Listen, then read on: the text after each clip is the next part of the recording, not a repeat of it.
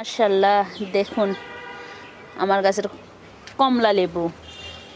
আসলে আমি এটা যখন কিনেছিলাম তখন আমাকে বলেছিল কমলা লেবু মানে চাইনিজ কমলা হবে, কিন্তু আমার তো মনে হয় না এগুলো চাইনিজ কমলা, সম্ভবত এটা চাইনিজ লেবু হতে পারে।